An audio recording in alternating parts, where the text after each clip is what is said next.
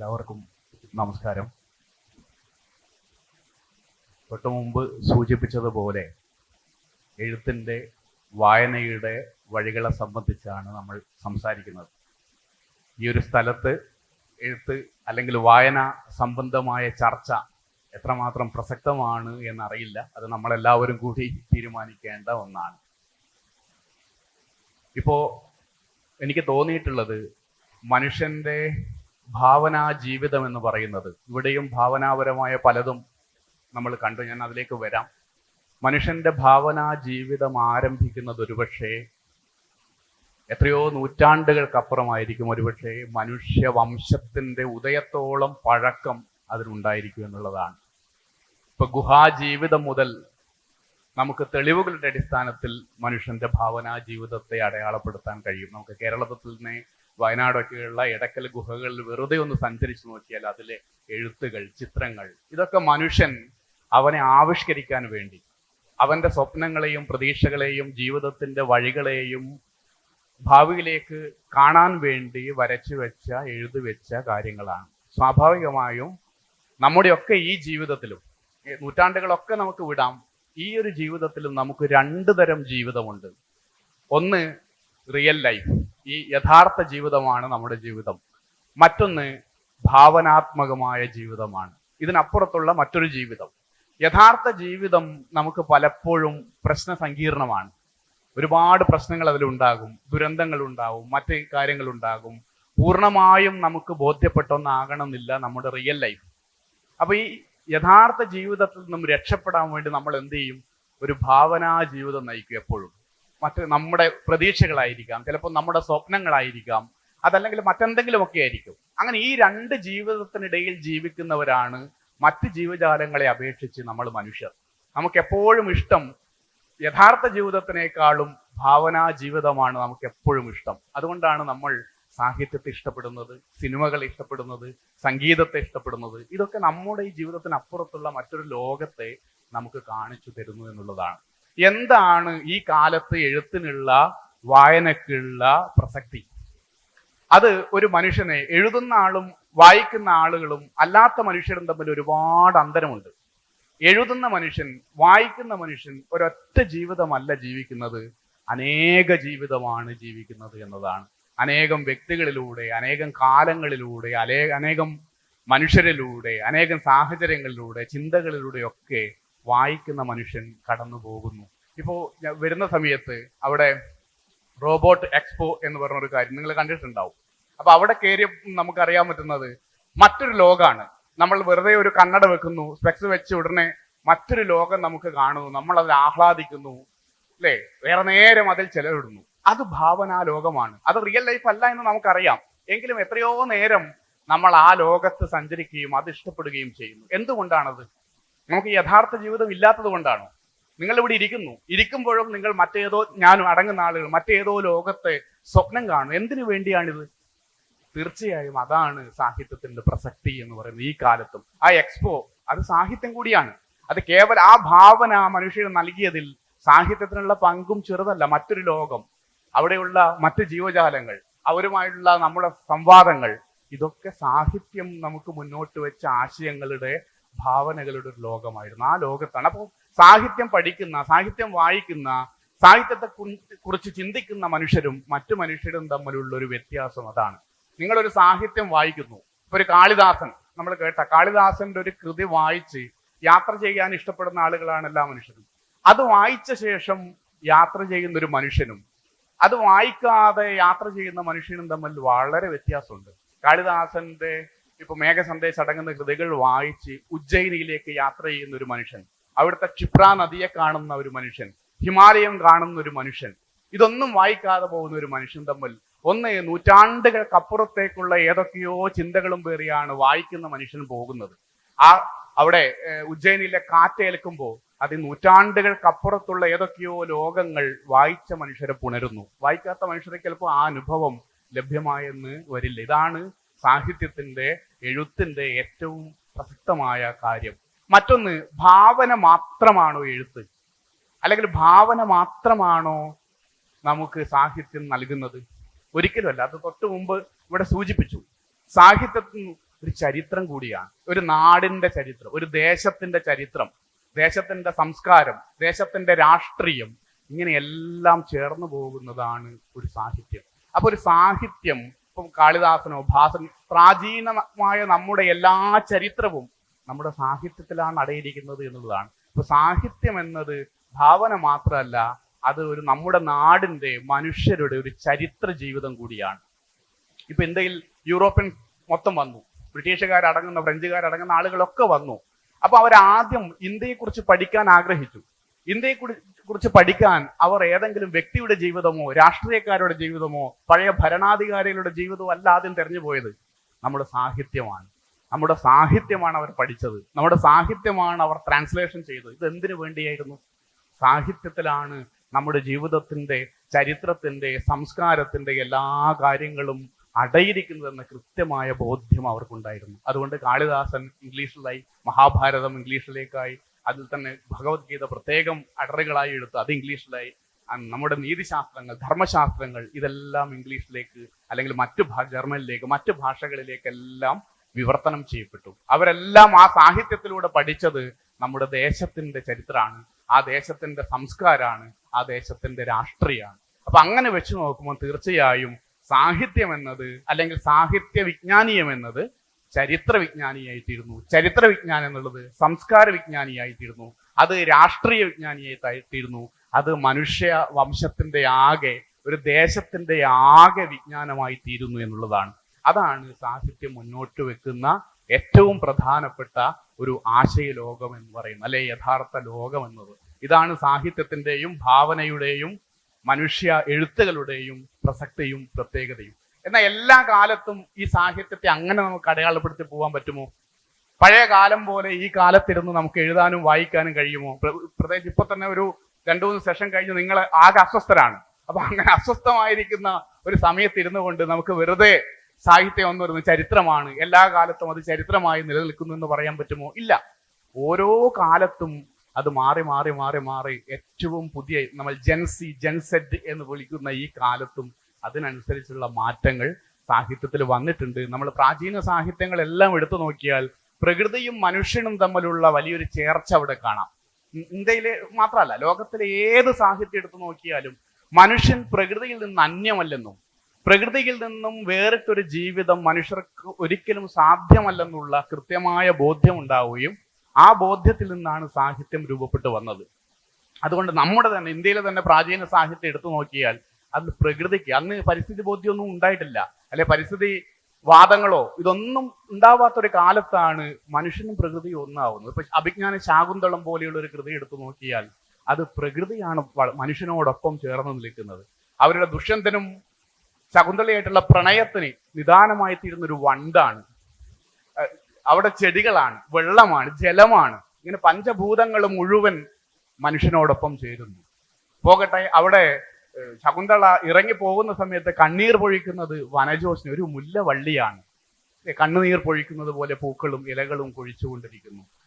അവൾ നടന്നു പോകുമ്പോൾ പിന്നാലെ ദുഃഖത്തോടെ സഞ്ചരിക്കുന്നത് ഗർഭിണിയായ മാൻപേടയാണ്. ഇങ്ങനെ മാനും വണ്ടും ഇലകളും പൂക്കളും മരങ്ങളും ഒക്കെ അടങ്ങിയ വിശാലമായ ഒരു ജൈവബോധത്തിന്റെ പേരായിരുന്നു നമുക്ക് പ്രാചീന കാലത്ത് സാഹിത്യം. അത് ആ സമയത്ത് നമുക്ക് എന്തൊക്കെയോ ഭയങ്ങൾ നേരിട്ടത് കൊണ്ട് ഒരുപക്ഷെ നമ്മൾ മിന്നലിനെയും ഇടിയെയും കാറ്റിനെയും വെളിച്ചത്തെയും വെള്ളത്തെയും എല്ലാം ആരാധിക്കുകയും അതിനനുസരിച്ചുള്ള സാഹിത്യം രൂപപ്പെടുത്തുകയും ചെയ്തു.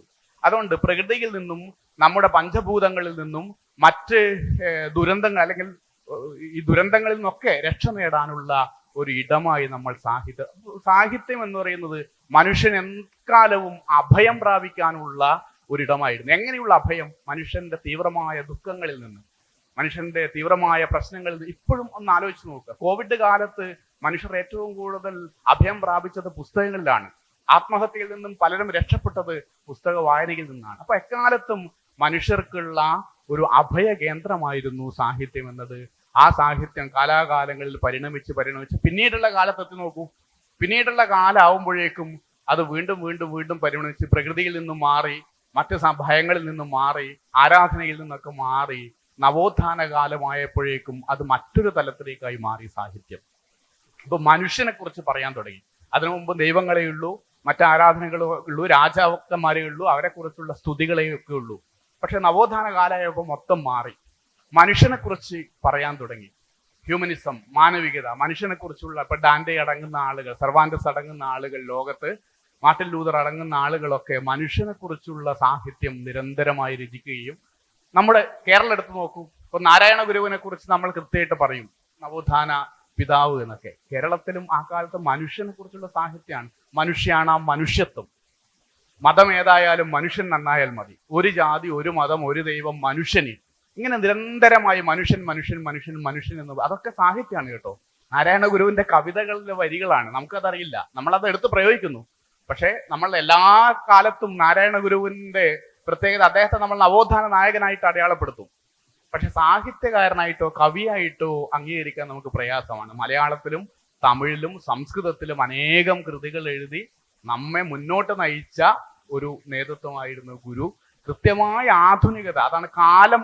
നമുക്ക് എടുത്ത് പരിശോധിക്കുമ്പോൾ ഗുരുവിനെ കൂടി മലയാളത്തിൽ എടുത്ത് പരിശോധിക്കേണ്ടി വരും.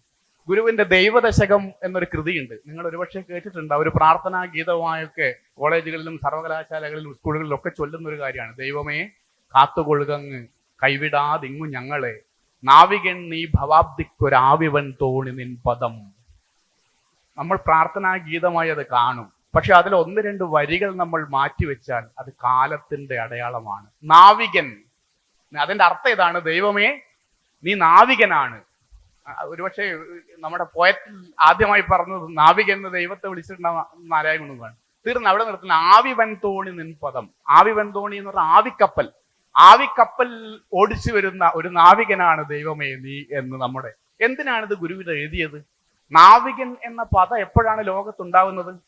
നവോത്ഥാന കാലത്തിന് ശേഷമാണ്. ഭൂമിശാസ്ത്രപരമായ കണ്ടുപിടുത്ത, ജോഗ്രഫിക്കൽ ഡിസ്കവറീസിന് ശേഷമാണ്.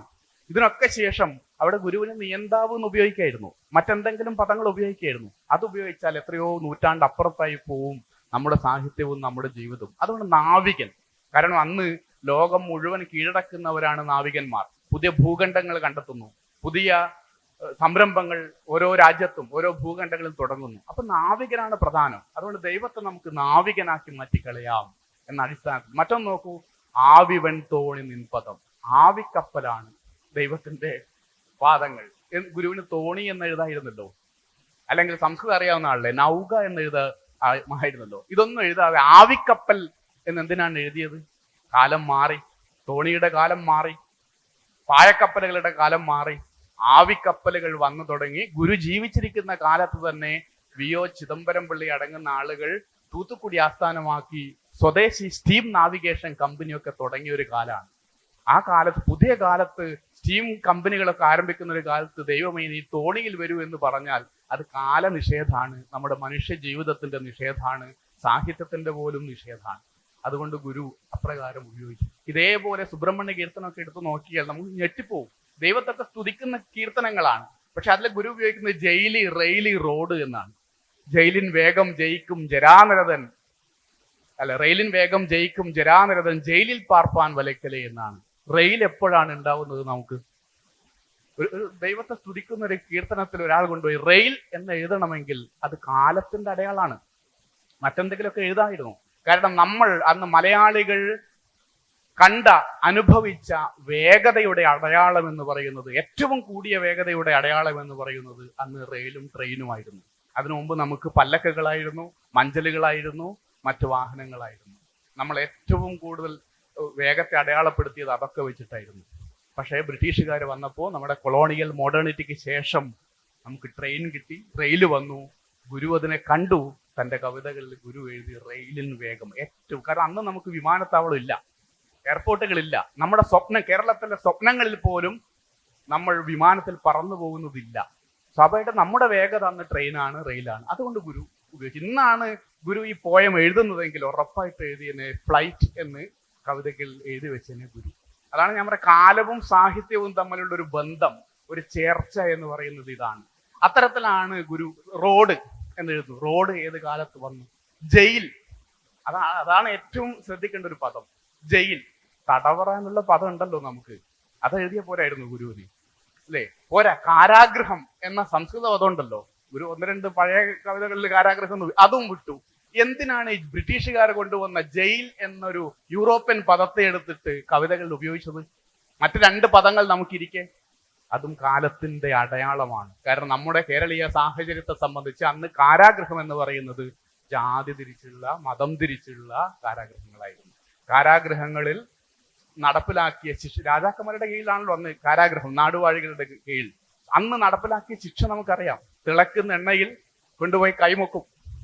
അത് ജാതി തിരിച്ചാണ്. ഏറ്റവും താഴേക്കടിയിലുള്ള ജാതി വ്യവസ്ഥയിലുള്ള ആളുകൾക്ക് നൽകിയ ശിക്ഷ. ഒരു മൂർഖനെ ഇട്ട കുടത്തിലേക്ക് കൈകടത്തും. ഇങ്ങനെയാണ് സത്യം തെളിയിച്ചത്, അല്ലേ? മറ്റുള്ളവർക്കൊന്നും വലിയ ശിക്ഷകളില്ലതാണ്. ഇതാണ് കാരാഗൃഹം. ഇത് ഏറ്റവും മോഡേണിറ്റിയിൽ അല്ലെങ്കിൽ ആധുനിക കാലത്ത് കൊണ്ടുപോയി കാരാഗൃഹം എന്ന് കവിതയിൽ പ്രയോഗിച്ചാൽ അത് മാനവിക വിരുദ്ധാണ്, മനുഷ്യത്വ വിരുദ്ധമാണ്. ഹ്യൂമനിസം എന്ന വാക്കിന് പോലും എതിരാണ്. അതുകൊണ്ട് പക്ഷെ ജയിലിന്റെ പ്രത്യേകത എന്താ? ബ്രിട്ടീഷുകാർ നിർമ്മിച്ച ജയിലിൽ ജാതിയോ മതവും ഇല്ല. എല്ലാ മനുഷ്യരെയും ഒരുമിച്ച് അതിൽ കൊണ്ടുപോയി ഇടുന്നു, അല്ലേ? ഒരുമിച്ച് ഭക്ഷണം കഴിക്കുന്നു. ഒരൊറ്റ സ്വപ്നം. ആ സ്വപ്നത്തിന്റെ പേരായിരുന്നു സ്വാതന്ത്ര്യം. സ്വാതന്ത്ര്യം എന്ന സ്വപ്നത്തിന് വേണ്ടി മനുഷ്യർ ഒരുമിച്ച് കൂടിയ, ജാതി മതഭേദമന്യേ ഒരുമിച്ച് കൂടിയ അതിന്റെ പേരായിരുന്നു ജയിൽ. അതുകൊണ്ട് ആ സ്വപ്നമാണ് ആധുനികതയിൽ സ്വാതന്ത്ര്യം എന്ന് പറയുന്ന, ലിബർട്ടി, ഈക്വാലിറ്റി, ഫ്രറ്റേണിറ്റി എന്ന് പറയുന്ന ആ ബോധ്യമുള്ളത് കൊണ്ടാണ് കവിതകളിൽ ഗുരു എന്തുപയോഗിച്ചത്? ജയിൽ എന്ന് തന്നെ ഉപയോഗിച്ചു. മനഃപൂർവ്വമാണത്. കൃത്യമായ കാലത്തിന്റെ അടയാളമാണ്. ഒന്നും വേണ്ട. ക്ഷേത്ര സങ്കല്പെടുത്ത് നോക്കൂ. നമ്മുടെ സാഹിത്യത്തിലെ ഗുരുവിന്റെ സോദരത്വേന വാഴുന്ന മാതൃകാസ്ഥാനമാണിത്. ഫ്രഞ്ച് വിപ്ലവം കഴിഞ്ഞു. ഫ്രഞ്ച് വിപ്ലവത്തിന്റെ മുദ്രാവാക്യമായിരുന്നു ലിബർട്ടി, ഈക്വാലിറ്റി ആൻഡ് ഫ്രറ്റേണിറ്റി. സോദരത്വം. സോദരത്വം എന്ന് പറയുന്ന ആ വാക്കിനെ ഗുരു നേരെ ഇങ്ങെടുത്തു, കവിതയിൽ ഉപയോഗിച്ചു. എന്നിട്ട് ക്ഷേത്ര ചുവരിൽ എഴുതി വെച്ചു, സോദരത്വേന വാഴുന്ന മാതൃകാസ്ഥാനം. ഇതൊരു മാതൃകാസ്ഥാനമാണ് എന്ന്. അത് ആധുനികതയുടെ വെളിച്ചമാണ്. അപ്പൊ ഈ ആധുനികതയുടെ വെളിച്ചം, നവോത്ഥാന കാലത്തിലെ വെളിച്ചം നമ്മുടെ സാഹിത്യത്തിലുടനീളമുണ്ട്. ഇന്ത്യയിലെ എല്ലാ സാഹിത്യ, ലോക സാഹിത്യത്തിൽ വന്നതുപോലെ, ഇന്ത്യയിലെ മറ്റു സാഹിത്യത്തിൽ വന്നതുപോലെ നമ്മുടെ മലയാള സാഹിത്യത്തിലും വന്നു. ആശാൻ അടങ്ങുന്ന ആളുകൾ എഴുതി. അതുവരെയുള്ള സ്ത്രീ ജീവിതത്തെ മുഴുവൻ, അതിൻ്റെ ഒരു ഘടകങ്ങൾ മുഴുവൻ മാറ്റി നിർത്തിക്കൊണ്ട് ചോദ്യം ചെയ്യപ്പെടുന്ന സ്ത്രീകൾ വന്നു. നമ്മുടെ പഴയ സാഹിത്യത്തിലെ സ്ത്രീകൾ എടുത്തു നോക്കൂ, പഴയ സാഹിത്യം എടുത്തു നോക്കൂ. സ്ത്രീകളുടെ അങ്കലാവണ്യ വർണ്ണന മാത്രമേ ഉള്ളൂ. ശരീരത്തെ വർണ്ണിക്കുക സ്ത്രീകളുടെ മനോഹരമായിട്ട്. അത് കണ്ട് ആസ്വദിക്കുന്ന വായനക്കാർ. ആധുനിക വന്നതോടുകൂടി അത് മാറിയില്ലേ? ആശാന്റെ ചിന്താവിഷയായ സീതയടങ്ങുന്ന കൃതികൾ വന്നപ്പോൾ അതുവരെ ഉണ്ടായിരുന്ന സ്ത്രീ ജീവിതം റദ്ദ് ചെയ്യപ്പെട്ടു. പകരം ചോദ്യം ചെയ്യപ്പെടുന്ന സ്ത്രീ വന്നു. അതിയായ ചിന്ത വഹിക്കുന്ന സ്ത്രീകൾ കേരളത്തിൽ വന്നു. സാഹിത്യത്തിലാണ് ഞാൻ പറയുന്നത്. അപ്പൊ അതിചിന്ത വഹിച്ച് സീത പോയി സ്ഥിതി ചെയ്ത ആളുടെ ജാന്ത. അതിചിന്ത വഹിക്കുന്ന ഒരു സ്ത്രീ. അതുവരെ ചിന്ത വഹിച്ചൊക്കെ പുരുഷാധികാരത്തിന്റെ മേലായിരുന്നു. പക്ഷെ ചിന്തിക്കുന്ന സ്ത്രീ വന്നു. നമ്മുടെ രാമായണം തന്നെ പൊളിച്ചെഴുതപ്പെട്ടു. മറ്റു കാര്യങ്ങളൊക്കെ പൊളിച്ചെഴുതപ്പെട്ടു, അല്ലേ? ഭയഭക്തി ബഹുമാനത്തോടു കൂടി ഭർത്താവിന്റെ കീഴിൽ അടിമയായി നിന്ന് ഭൂമിയിലേക്ക് പോകുന്ന സ്ത്രീക്ക് പകരം അവൾ ചോദിക്കുന്നത്, ശരി പാവയോ ഇവൾ എന്ന്. നിന്റെ വാക്ക് കേട്ട് വീണ്ടും വീണ്ടും നിന്നോടൊപ്പം വരാൻ ഞാനെന്താ നിന്റെ പാവയോ? ഫെമിനിസം വന്നു. അന്ന് ഫെമിനിസ്റ്റ് സിദ്ധാന്തങ്ങളും എക്കോ ഫെമിനിസ്റ്റും ഇതൊന്നും വരാത്തൊരു കാലത്തിരുന്നു കൊണ്ടാണ് പുരുഷനെ ചോദ്യം ചെയ്യുന്ന, പുരുഷ അധികാരത്തെ തകർത്ത് കഴിയുന്ന സ്ത്രീകളുടെ ചോദ്യചിഹ്നമായി നമ്മുടെ മലയാള സാഹിത്യം വളരുന്നത്. അത് കാലത്തിന്റെ മോഡേണിറ്റിയുടെ ഇടമാണ്. അതുകൊണ്ടാണ് ഇപ്പൊ പ്രാചീന കാലത്തെ സാഹിത്യം അല്ലത്. അതൊക്കെ മാറി മാറി മാറി ഏറ്റവും പുതിയ കാലത്ത് അത് മാറി. അതിലും നിന്നില്ല നമ്മുടെ സാഹിത്യം, വീണ്ടും മാറി. ഇപ്പൊ കവിതകൾ എടുത്തു നോക്കുക. കവിതകളിലൊക്കെ വലിയ, ഞാൻ ഓരോന്നായി പറയാം, കവിതകളിൽ വലിയ മാറ്റം വന്നു. ഇന്ന് മഹാകാവ്യം വായിച്ചിട്ടുള്ള ആളുണ്ടോന്ന് അറിയില്ല, എങ്കിലും ഞാൻ പറയാം, വലിയ കാവ്യങ്ങൾ എന്ന അർത്ഥം മാത്രം എടുക്കുക, മറ്റു ലക്ഷണങ്ങളൊക്കെ വിടുക. ഇന്ന് മഹാകാവ്യം ആരെങ്കിലും എഴുതുമോ? എഴുതുന്നുണ്ടോ? സംശയമാണ്. എഴുതുന്നില്ല. മഹാകാവ്യം ഇറങ്ങുന്നത് എന്തുകൊണ്ടാ? ഒന്ന്, അത് വായിക്കാനുള്ള സമയം നമുക്കില്ല. അതിന്റെ കാലവുമല്ല. അതൊരു കാലത്തിന്റെ അടയാളമായിരുന്നു. നമ്മൾ മഹാകാവ്യം മാറി ഖണ്ഡകാവ്യം വന്നു. അതും ഇപ്പോൾ ആരും എഴുതുന്നില്ല. പിന്നീട് 4 വരി കവിതകളിലേക്ക് നമ്മൾ മാറി. നമ്മുടെ സാഹിത്യമല്ല, ലോക സാഹിത്യം തന്നെ. പിന്നെ ജാപ്പാനീസ് ഹൈക്കു വന്ന സമയത്ത് ഹൈക്കു എന്ന രീതിയിൽ 3 വരി കവിതകൾ നമ്മൾ രൂപപ്പെടുത്തിയെടുത്തു.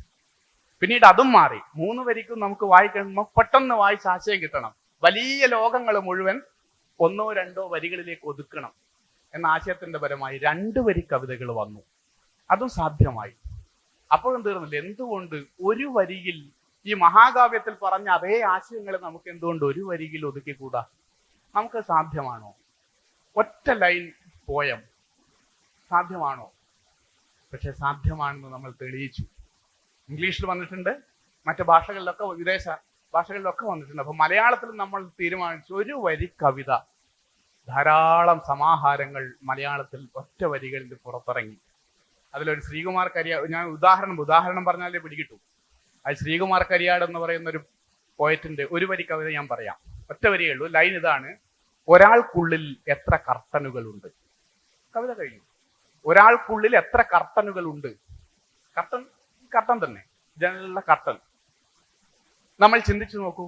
ഞാനിവിടെ പ്രസംഗിച്ചു കൊണ്ടിരിക്കുന്ന ബിനീഷ് എന്ന് പറയുന്ന ഞാൻ ഒരു കർട്ടൻ ഇട്ടുകൊണ്ടാണ് നിങ്ങൾക്ക് മുമ്പിൽ വന്നു നിൽക്കുന്നത്, ഒരു പ്രസംഗകനായിട്ടുള്ളത്. ഇവിടുന്ന് ഇറങ്ങിയാൽ എൻ്റെ സുഹൃത്തുക്കളെടുത്തെത്തുമ്പോൾ ഈ കർട്ടൻ മാറ്റി എൻ്റെ അടുത്ത കർട്ടൻ വന്നു, അല്ലേ? ഞാൻ വീട്ടിലെത്തുമ്പോൾ മറ്റൊരു കർട്ടനായി, ഞാൻ കുളിമുറിയിലെത്തുമ്പോൾ മറ്റൊരു കർട്ടനാണ്. ഇങ്ങനെ നമ്മുടെ സ്വകാര്യമായ ജീവിതത്തിലേക്ക് എത്തുമ്പോൾ നമ്മൾ ശരിക്കൊരു ആത്മപരിശോധന നടത്തിയാൽ ഒരു മനുഷ്യൻ എത്ര കർട്ടനുകൾ ഇട്ടുകൊണ്ടാണ് ഓരോ ദിവസവും ജീവിക്കുന്നത്. വലിയൊരു ഇപ്പൊ സൈക്കോളജി പഠിപ്പിക്കുന്ന ടീച്ചർ ഇവിടെ ഉണ്ട്, റൈച്ചൽ ടീച്ചർ.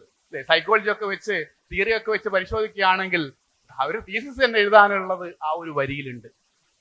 അപ്പൊ അതാണ്. അപ്പൊ വലിയ ആശയങ്ങളെ, വലിയ ലോകങ്ങളെ ഒരു വരിയിലേക്ക് ഒതുക്കാനുള്ള ശ്രമം നമ്മുടെ സാഹിത്യത്തിൽ നടന്നു വരുന്നുണ്ട്. അതൊക്കെ നമ്മുടെ സാഹിത്യത്തിന്റെ വലിയ മുന്നേറ്റങ്ങളാണ്.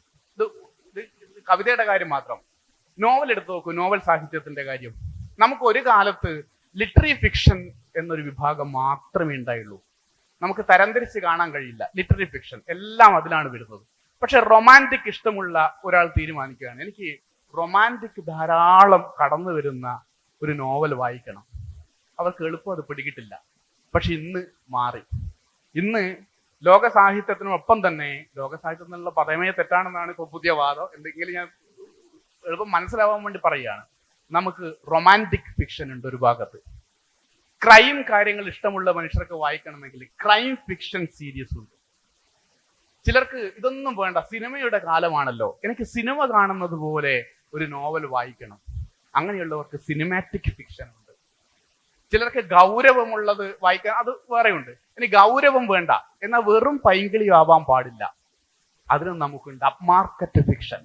പൈങ്കിളിക്കും ഗൗരവമായ വായനയ്ക്കും ഇടയിൽ ഒരു പാലം ഇട്ടുകൊണ്ട് നമ്മൾ പുതിയൊരു സാഹിത്യത്തെ സൃഷ്ടിച്ചു, അപ്മാർക്കറ്റ് ഫിക്ഷൻ. അങ്ങനെ romantic fiction, upmarket fiction, crime fiction, cinematic fiction, ഇങ്ങനെ നോവലുകളിൽ തന്നെ നമുക്ക് സെലക്ട് ചെയ്തെടുക്കാനുള്ള കാര്യങ്ങൾ പുതിയ കാല സാഹിത്യത്തിലേക്ക് വന്നു ചേർന്നു എന്നുള്ളതാണ്. ഇപ്പൊ അഖിൽ പി ധർമ്മജനെയൊക്കെ നിങ്ങൾ കേട്ടിട്ടുണ്ടാവും, വായിച്ചിട്ടുണ്ടാവും. അഖിൽ പി ധർമ്മജന് സിനിമാറ്റിക് ഫിക്ഷനാണ്. ശ്രീപാർവതി അടങ്ങുന്ന ആളുകളുടെ ക്രൈം ഫിക്ഷനുകളാണ്. ഇപ്പൊ ഞങ്ങൾ അടങ്ങുന്ന ആളുകളുടെ ഒക്കെ പുസ്തകങ്ങൾ അപ്മാർക്കറ്റ് ഫിക്ഷനാണ്. അങ്ങനെ സാഹിത്യത്തിൽ തന്നെ പല വിഭാഗങ്ങൾ നമുക്ക് ചൂസ് ചെയ്തെടുക്കാൻ പറ്റുന്ന രീതിയിലേക്ക് ഇന്ന് മാറി എന്നുള്ളതാണ്. കഥകൾ എടുത്തു നോക്കൂ, കഥകളുടെ മാറ്റം വന്നു. ഇപ്പൊ നോവല് എന്ന രീതിയിൽ ദീർഘമായ നീണ്ട കഥകൾ വന്നു, ചെറുകഥകൾ വന്നു, മിനിക്കഥകൾ വന്നു. അതൊക്കെ മാറി മാറി ഇപ്പോൾ ടിഷ്യൂ പേപ്പർ കഥകൾ എന്ന രീതിയിൽ കഥാലോകം മാറി. ഒരു ടിഷ്യൂ പേപ്പറിൽ വായിക്കാൻ, ഇപ്പൊ പണ്ട് യൂറോപ്പിൽ ഒരു ആ സ്റ്റോറിയുടെ പേരെന്നോട് വിട്ടുപോയി, ഈ ടോയ്ലറ്റ് പേപ്പർ ആണല്ലോ യൂസ് ചെയ്യുന്നത്. അപ്പൊ ഈ ടോയ്ലറ്റ് പേപ്പർ ഒരു കമ്പനി പരീക്ഷണം നടത്തിയത് ഒരു കഥയുടെ ഒരു വരി എഴുതും ഒരു ടോയ്ലറ്റ് പേപ്പർ. അത് ഈ പണ്ട് നമ്മുടെ മനോരമയിലൊക്കെ വരുന്നത് പോലെ തുടരും എന്ന രീതിയിൽ അവിടെ അങ്ങ് അവസാനിക്കും. സ്വാഭാവികമായിട്ട് ടോയ്ലറ്റിൽ പോകുന്ന മനുഷ്യർ എന്ത് ചെയ്യും? ഇതൊന്ന് യൂസ് ചെയ്ത് വെറുതെ ഇങ്ങനെ വായിച്ചു നോക്കുമ്പോൾ തുടരും. അപ്പൊ അടുത്ത പേപ്പർ എടുക്കും. അങ്ങനെ ഇതിന്റെ അടുത്ത ഭാഗം അടുത്തതിലാണ്. ഇങ്ങനെ ഏറ്റവും കൂടുതൽ ടോയ്ലറ്റ് പേപ്പറുകൾ വിറ്റ് ആ കമ്പനി വലിയ കമ്പനിയായി എന്നുള്ളതാണ്. എന്തുകൊണ്ടാണ് അത് ഈ ടിഷ്യൂ പേപ്പർ കഥകൾ അത് നമ്മുടെ മലയാളത്തിൽ വന്നു. ടിഷ്യൂ പേപ്പർ കഥ അമലിനെ പോലെയുള്ള കേന്ദ്ര സാഹിത്യ അക്കാദമിക്ക് കിട്ടിയ അമലിനെ പോലെയുള്ള VH നിഷാദിനെ പോലുള്ള ആളുകൾ ഇന്ന് എഴുതുന്നത് ടിഷ്യൂ പേപ്പർ. നമുക്ക് എളുപ്പം വായിച്ച് മാറ്റിവെക്കാൻ പറ്റുന്ന തരത്തിലേക്കുള്ള വായന. അപ്പൊ ഇത് ഞാൻ എഴുത്തിന്റെ ഉദാഹരണം പറഞ്ഞെന്നുള്ളൂ. ഈ എഴുത്തിന്റെ ഞാൻ പെട്ടെന്ന് നിർത്താൻ നമുക്ക് ഡിസ്കഷൻ്റെ അതിലേക്ക് പോവാം. കാരണം ഓൾറെഡി എല്ലാവരും ക്ഷീണിച്ചിരിക്കുന്ന ഒരവസ്ഥയാണ് കാണുന്നത്. മാത്രമല്ല ഇത് എഴുത്തിന് മാത്രമാണോ, ഇത് വായനയെയും സ്വാധീനിക്കുന്നുണ്ട്. അപ്പൊ എന്റെയൊക്കെ ചെറുപ്പത്തിൽ ഞാൻ കേട്ടതാണ് വായന മരിച്ചു. നിങ്ങളും കേൾക്കുന്നുണ്ടാവും, വായന മരിച്ചു. ഈ ഇലക്ട്രോണിക് വായനകൾ വന്ന സമയത്ത് നമ്മൾ പറഞ്ഞു പ്രസ് എല്ലാം അടച്ചുപൂട്ടും, ഈ പത്രങ്ങളെല്ലാം അവസാനിക്കും, എഡിറ്റർമാരുടെ ജോലി പോകും, പ്രിന്റഡ് മേഖല അവസാനിച്ചു എന്ന്. പക്ഷേ 2022 ശേഷം എന്താണ് സംഭവിച്ചത്? നമ്മുടെ മലയാളത്തിൽ നമുക്ക് സ്വപ്നം കാണുന്നതിനപ്പുറത്തേക്ക് ഈ വായനകൾക്കൊപ്പം തന്നെ പ്രിന്റഡ് വാരികകളും പ്രിന്റഡ് മാഗസിനുകളും പ്രിന്റഡ് പുസ്തകങ്ങളും സജീവമായി എന്നുള്ളതാണ്. നമ്മൾ തൊട്ടു മുമ്പ് പറഞ്ഞ അഖിൽ പി ധർമ്മജന്റെ റാം കെയർ ഓഫ് ആനന്ദി 3 വർഷത്തിനുള്ളിൽ 3.5 ലക്ഷം കോപ്പികൾ വിറ്റഴിഞ്ഞു. ആരാണിതെല്ലാം വായിച്ചത്? ആരാണിതെല്ലാം വാങ്ങിയത്? നമ്മളാണ്. വായന മരിച്ചു എന്ന് നിരന്തരം അലമുറയിട്ടുണ്ടിരുന്ന നമ്മുടെ സമൂഹമാണിത് വാങ്ങിച്ചത്. തീർന്നില്ല. ഒരു കാലത്ത് നമുക്ക് മലയാളത്തിലെ തന്നെ ഏറ്റവും വലിയ വിപ്ലവമായിരുന്നു ഈ പെരുമ്പടവം ശ്രീധരൻ സാറിന്റെ ഒരു സങ്കീർത്തനം പോലെ എന്ന പുസ്തകം 1 ലക്ഷം കോപ്പി എത്തി. പക്ഷെ അത് 10-20 വർഷത്തിന് ശേഷമാണ് ഒരു പുസ്തകം 1 ലക്ഷം കോപ്പിയിലേക്ക് എത്തുന്നത്. ഈ ബെന്യാമിന്റെ ആടുജീവിതം എത്രയോ വർഷങ്ങൾക്ക് ശേഷമാണ് 1 ലക്ഷം കോപ്പിയിൽ എത്തിച്ചേരുന്നത്. അതൊക്കെ നമുക്ക് വലിയ ആഘോഷമായിരുന്നു. പക്ഷെ ഏറ്റവും ഈ കാലത്ത് നിന്ന് നോക്കുമ്പോൾ 3 വർഷത്തിനുള്ളിൽ 3.5 ലക്ഷം കോപ്പി പോകുന്നു. നിമ്ന വിജയ് എന്ന് പറയുന്ന എഴുത്തുകാരിയുടെ പുസ്തകം 1 വർഷത്തിനുള്ളിൽ 1.5 ലക്ഷം കോപ്പി പോകുന്നു. പുസ്തകങ്ങൾ അങ്ങനെ നിരവധി. ഇപ്പൊ ഒരിക്കൽ എന്ന എൻ മോഹനൻ, അദ്ദേഹം മരിച്ചിട്ട് 25 വർഷമായി. 25 കൊല്ലം മുമ്പ് മരിച്ചുപോയ എൻ മോഹനൻ എന്ന എഴുത്തുകാരന്റെ ഒരിക്കൽ എന്ന നോവൽ ഇപ്പോ ഈ ന്യൂജൻ എന്ന് നമ്മൾ വിളിക്കുന്ന കാലത്ത് 10-30 എഡിഷൻ പോയി എന്നുള്ളതാണ്. അത്രയും ലക്ഷക്കണക്കിന് കോപ്പികൾ പുറത്തിറങ്ങി. അപ്പൊ എങ്ങനെയാണ് നമ്മൾ എഴുത്തിന്റെ വായനയുടെ ഒരു ലോകത്തെ നിർണ്ണയിക്കുക? നമുക്ക് നിർണ്ണയിക്കാൻ കഴിയില്ല ഏത് പുസ്തകം എന്ന് ലോകത്ത് വായിക്കപ്പെടുമെന്ന്. എൻ മോഹനൻ മരിച്ചതറിയാതെ ആ പബ്ലിക്കേഷനിൽ ചെന്ന് ഓതർ സൈൻഡ് കോപ്പി ആവശ്യപ്പെട്ട മനുഷ്യരുണ്ട്. 25 കൊല്ലം മരിച്ചു പോയൊരു മനുഷ്യന്റെ ഓതർ സൈൻഡ് കോപ്പി ആവശ്യമാണ് എന്ന് പറഞ്ഞു. അപ്പൊ അത്തരത്തിലുള്ളൊക്കെ വായന വളരെ സജീവമായ, എഴുത്ത് സജീവമായ ഒരു കാലമായി ഇന്ന് മാറുന്നു എന്നുള്ളതാണ്. നമ്മൾ വായന മരിച്ചു എന്ന് പറയുന്ന സ്ഥലത്താണ് മനുഷ്യൻ വീണ്ടും വീണ്ടും ഭാവനാ ജീവിതത്തിന് വേണ്ടി കൊതിക്കുകയും ആ ഭാവനാ ജീവിതം തേടിയുള്ള യാത്ര പുസ്തകങ്ങളിൽ അഭയം പ്രാപിക്കുകയും ചെയ്യുന്നത്. മറ്റൊരു പ്രധാനപ്പെട്ട ഒരു പ്രത്യേകത, സാഹിത്യം ചെയ്യുന്ന ധർമ്മം എന്താണ്? നന്നായി വായിക്കുന്ന ഒരു ക്രിമിനലിനെ നമുക്ക് കാണിച്ചു തരാൻ പറ്റുമോ? അത്രയേറെ വായിക്കുന്ന ഒരാൾ ക്രിമിനലായി മാറിയത്, അല്ല ക്രിമിനലായ ഒരു എഴുത്തുകാരനെ നമുക്ക് കാണിച്ചു തരും? ഉണ്ടാവോ? 1-2 അല്ലേ? ക്രിമിനൽ, കൊല്ലുന്ന ഒരു എഴുത്തുകാരൻ ഇല്ല. ഡാറ്റ എടുത്ത് നോക്കിയാൽ വളരെ ചുരുക്കം. അതേ സമയത്ത് ക്രിമിനലായ മനുഷ്യർ എഴുത്തിലൂടെയും വായനയിലൂടെയും നല്ല മനുഷ്യരായി ജീവിച്ചിട്ടുണ്ടോ? ധാരാളം തെളിവുകൾ മലയാളത്തിലുണ്ട്. മലയാളത്തിൽ ഇപ്പോ ആന്റണി എന്നൊക്കെ പറയുന്ന ആൾ ഇപ്പോ തലക്കടിച്ച് കൊന്ന ആളുകൾ വരെ ജയിലിലിരുന്ന് വായിക്കുകയും വായനയ്ക്ക് അപ്പുറത്തേക്ക് വരികയും തൻ്റെ അനുഭവങ്ങൾ എഴുതി വെക്കുകയും നല്ല ജീവിതം നയിക്കുകയും ചെയ്ത മനുഷ്യരായി മാറുന്നു. ഇപ്പൊ ഒരു കള്ളന്റെ ആത്മകഥ വന്നു, തസ്കരൻ. അത് അല്ലേ, അദ്ദേഹം എത്രയോ കാലം മോഷണം നടത്തി ഇത് കള്ളന്റെ ജീവിതം ജീവിച്ച മനുഷ്യൻ അതെല്ലാം മാറി വായനയിലൂടെയും എഴുത്തിലൂടെയും വന്ന് എഴുത്തുകാരനായി രൂപപ്പെട്ടു വരുന്നു. വായനയിൽ വരുന്നു, നല്ല മനുഷ്യത്വമുള്ള മാനവികതയുടെ ജീവിതത്തിന്റെ ഭാഗമായി മാറുന്നു. അപ്പൊ ഏത് ക്രൂരനെയും ഏത് കൊലയാളിയെയും നല്ല ജീവിതത്തിലേക്ക് നയിക്കുന്നതിൽ എല്ലാ കാലത്തും എഴുത്തും സാഹിത്യവും സംഗീതവും എല്ലാം വഹിച്ച പങ്ക് ചെറുതല്ല. അത് തന്നെയാണ് ഈ കാലത്തും സാഹിത്യത്തിന്റെയും സർഗാത്മകതയുടെയും പ്രസക്തി എന്നാണ് ഞാൻ കരുതുന്നത്. എല്ലാ കാലത്തും അങ്ങനെ തന്നെ ആയിരുന്നു.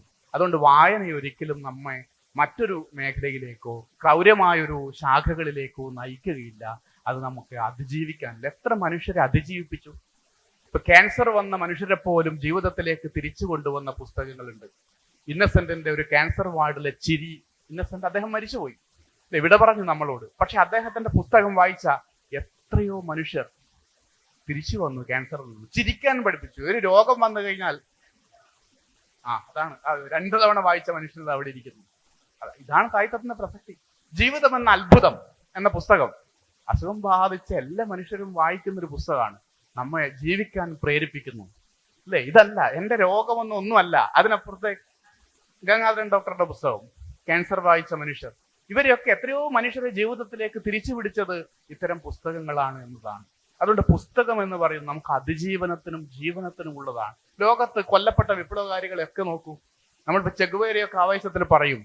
ചെഗുവേര എന്ന് മരിച്ച സമയത്ത് പറയപ്പെടുന്നത് അമേരിക്കൻ പട്ടാളക്കാർ അദ്ദേഹത്തിന്റെ കീശയിൽ തോക്കും ബോംബും തപ്പിയപ്പോൾ കിട്ടുന്നത് കവിതയാണ്. ഒന്ന് ആലോചിച്ച് നോക്കൂ, നമുക്ക് സ്വപ്നം കാണാൻ. കവിത പോരാടുന്ന സമയത്തും കീശയിൽ കവിതയും പുസ്തകവുമായി ജീവിക്കുന്ന മനുഷ്യർ.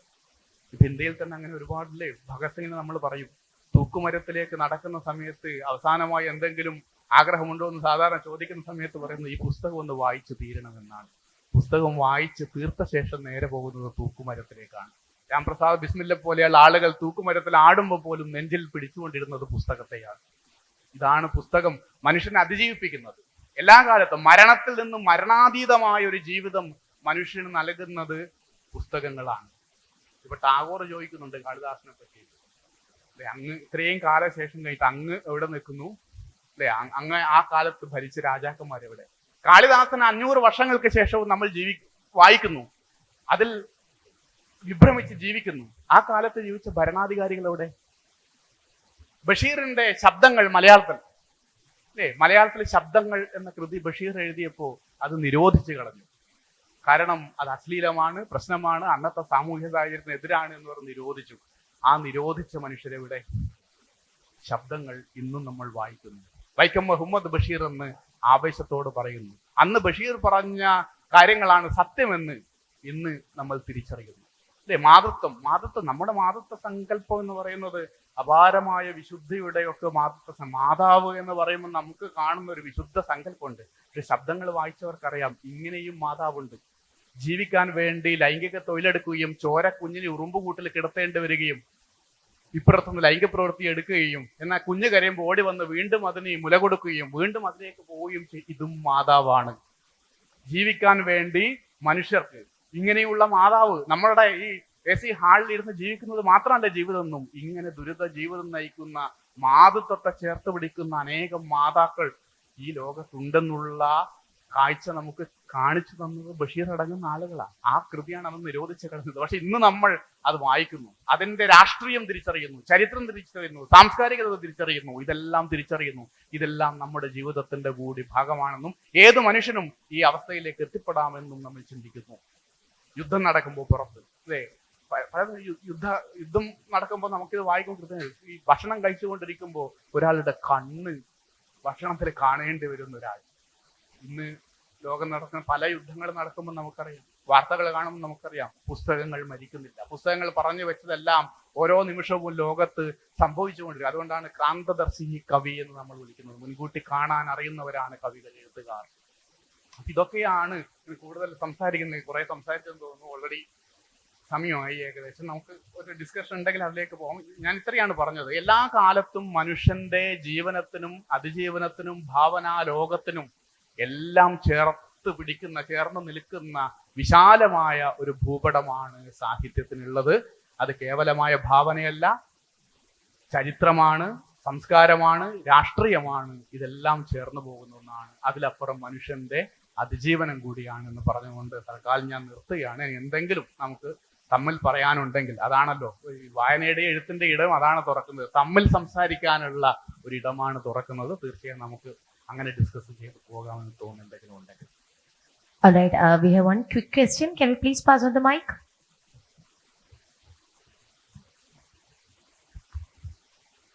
സാറിനെ ഏറ്റവും മോസ്റ്റ് ഇൻഫ്ലുവൻസ് ചെയ്ത 5 books and 5 authors. Sorry, 5, that is what I mean. പറഞ്ഞ മാറിപ്പോയതാണ്.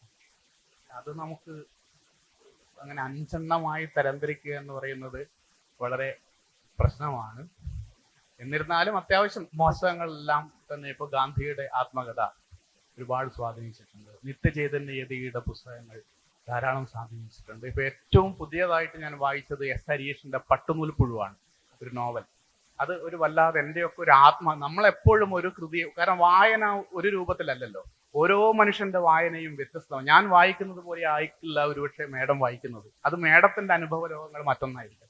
അതായത് നമ്മുടെ അനുഭവ ലോകങ്ങളുമായി എവിടെയൊക്കെയോ തൊടുന്നു എന്ന് തോന്നുന്ന കൃതികളാണ് നമുക്ക് സ്വന്തം. ഇപ്പം തപോമയുടെ അച്ഛൻ എന്ന ഈ സന്തോഷ് കുമാറിന്റെ നോവൽ, ജ്ഞാനഭാരം, ഇതൊക്കെ എന്റെ വ്യക്തിപരമായി എന്നെ എവിടെയൊക്കെയോ ഞാൻ തന്നെയാണല്ലോ ഇതിൽ ചില ആൾ എന്ന് തോന്നുന്ന ഇടത്താണ് നമുക്ക് ആ പുസ്തകത്തെ ഇഷ്ടപ്പെടുന്നത്. അപ്പൊ അത്തരത്തിലുള്ള പുസ്തകങ്ങൾ ഇഷ്ടമാണെന്നുള്ളത്. Thank you.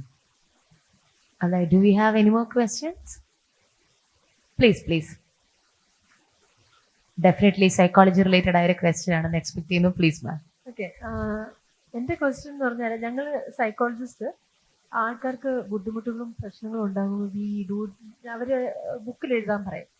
അപ്പം കൂടുതൽ പേരും അവരവരുടെ എക്സ്പീരിയൻസസ് ആയിരിക്കും എഴുതുന്നത്. ഓക്കെ, അല്ലെങ്കിൽ കുറെ കവിതകളായിട്ടായിരിക്കും മുന്നോട്ട് വരുന്നത്.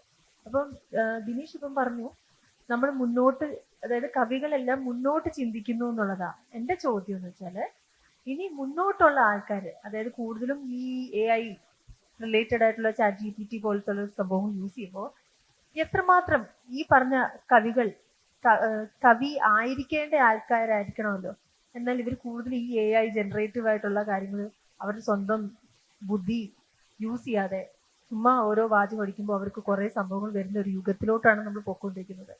എങ്ങനെയാണ് നമ്മുടെ യുവാക്കളെ ഇപ്പോൾ കാണുന്നത്, നോക്കിക്കാണുന്നത്? അല്ല, എനിക്ക് തോന്നുന്നത് ഏത് AI കാലം വന്നാൽ പോലും, എന്ത് ആർട്ടിഫിഷ്യൽ ഇന്റലിജൻസ് വന്നാൽ പോലും മനുഷ്യന്റെ ഭാവനകൾക്ക് ഒരു പഞ്ഞവും ഇല്ല. അല്ലെ? മനുഷ്യൻ ജീവിച്ചിരിക്കുന്നിടത്തോളം കാലം മനുഷ്യന്റെ നമ്മുടെ വ്യക്തിപരമായ അനുഭവങ്ങളെ എങ്ങനെയാണ് ഒരു AIക്ക് എഴുതാൻ കഴിയുക? ഇപ്പൊ എന്റെ വ്യക്തിപരമായ അനുഭവം എന്റെ മാത്രം അനുഭവമാണ്. അത് എഴുതാൻ എനിക്കേ കഴിയൂ. AIക്ക് നമുക്ക് കൊടുക്കാം, ഇത് ചെയ്യൂ ഇത് ചെയ്യൂ ഇത് ചെയ്യൂ എന്ന് പറഞ്ഞു.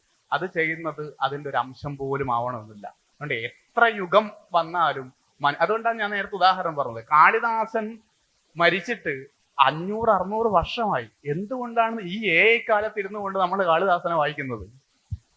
അതാണ് സാഹിത്യത്തിന്റെ, അല്ലെ ഭാസനെ വായിക്കുന്നത്, അല്ലെങ്കിൽ ആശാനെ വായിക്കുന്നത്, ബഷീറിനെ, നേരത്തെ ബഷീറിനെ വായിക്കുന്നത്. മരിച്ചിട്ട് എത്ര കൊല്ലങ്ങളായി?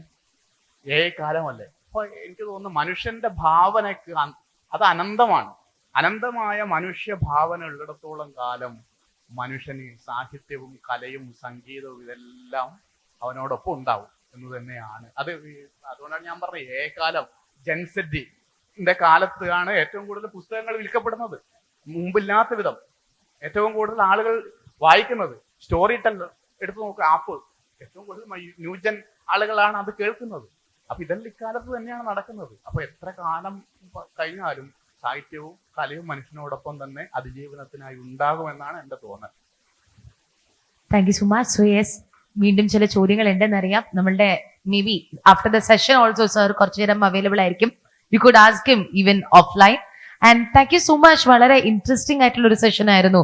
ചരിത്രവും അല്ലെങ്കിൽ എങ്ങനെ നമ്മളുടെ ഓരോ കാലങ്ങളെ സാഹിത്യം ചേർത്ത് പിടിക്കുന്നു എന്നുള്ളതിന്റെ ഒരു കുറച്ചുകൂടെ നല്ലൊരു ഉൾക്കാഴ്ച തന്നെയായിരുന്നു ഈ ഒരു session. And thank you so much for that message. ഒരിക്കലും സാഹിത്യം അല്ലെങ്കിൽ പുസ്തക വായന ഇതൊന്നും ഒരിക്കലും അവസാനിക്കുന്നില്ല. അതിന്റെ രൂപങ്ങൾ മാത്രമേ മാറുന്നുള്ളൂ. And thank you so much once again. ഞങ്ങളുടെ സ്നേഹസൂചകമായ ഒരു ചെറിയ സമ്മാനം സ്വീകരിക്കണമെന്ന് ആവശ്യപ്പെട്ടുകൊള്ളട്ടെ. And may humbly request doctor Parvathy, the respected assistant professor from the Department of English, to kindly do us this honor, please. And everyone, that was Mr. Binish Pudupadam, the author, the thought maker.